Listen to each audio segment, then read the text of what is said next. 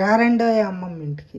ఈరోజు అమ్మమ్మ మీకు అన్నంలోకి సూపర్ టేస్టీగా ఉండే కొబ్బరి పచ్చడి తయారు చేసి చూపిస్తాను. దీనికోసం మీకు ఎండుమిరపకాయలతోటి ఇదైతే బాగా ఇంకా టేస్ట్ ఉంటుంది పచ్చిమిరపకాయల కంటే కూడా.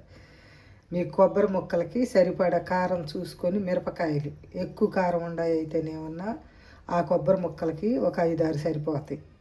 మీడియం కారం ఉండాయి అయితే ఈ మీడియం కారం ఉంది అవి వేసాను. ఇంక ఇప్పుడు వీటిని ఎలా వేయించి పచ్చడి చేసుకోవాలో మీకు చూపిస్తాను. నేను చెప్పినట్టు వేయించి పచ్చడి చేసుకుంటే సూపర్ ఉంటుంది.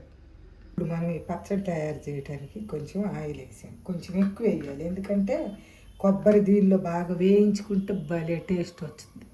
ఇప్పుడు బాగా నూనె వేడెక్కింది, సెగ సిమ్లోనే ఉంది. ఈ కొబ్బరి ముక్కలు దీనిలో వేసి వేయించుకుందాం ఆయిల్లో వేసి కొంచెం బ్రౌన్ కలర్ వచ్చిందాక వేయించితే బాగుంటుంది. ఇప్పుడు ఇలా చిన్న సెగ మీద లైట్ బ్రౌన్ కలర్ వచ్చిందాక వేయించుకోవాలి. ఇది ఇప్పుడు ఇలా వేగాక తీసేసుకోవాలి.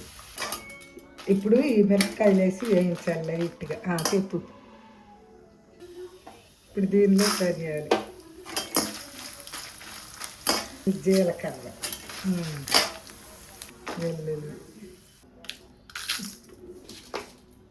కొబ్బరిలో ఇవన్నీ వేసేసి నేను మిక్సీ పట్టుకొస్తా.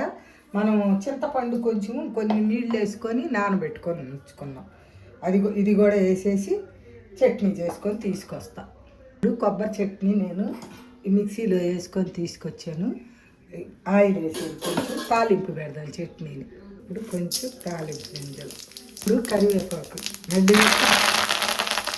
మళ్ళీ చెట్టుకి ఎగురు వచ్చింది బాగా. అప్పుడు సంతోషంగా ఇది కూడా కొంచెం వేగనిచ్చి కొంచెం ఇంగు వేద్దాం. కొబ్బరి చట్నీలో తప్పనిసరిగా ఇంగు వేసుకుంటే కానీ బాగుండదు. ఇది దీనిలోకి వేసేద్దాం చట్నీ. సూపర్గా ఉంటుంది. నోరూరించే కొబ్బరి చట్నీ రెడీ. వేడి అన్నంలో కొంచెం నెయ్యి వేసుకొని తింటే దీని టేస్ట్ అబ్బా అదిరిపోద్ది. ఒకసారి తప్పకుండా ట్రై చేయండి.